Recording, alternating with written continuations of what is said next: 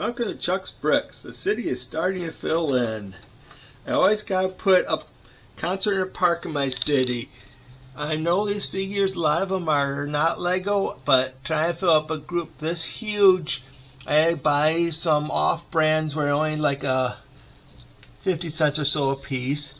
My stage, the stage is from Lego's Friends set. It's a winter set because there's some rental for skates, and then with the concerts, I mean, you see MTV, they always got those big blow up items there. So MTV putting on this, so they built a big cassette player there.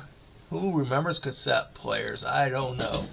So I got different variety of people here, singers, saxophone player, we got guitar, we got a scary looking drummer there.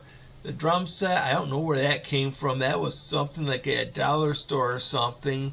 I always do a variety of stuff, but that is my concert in the park. It's in my city again. So let's see what else goes in the city to give you a final review on Friday. Thank you from Chuck's Bricks. Until we build again.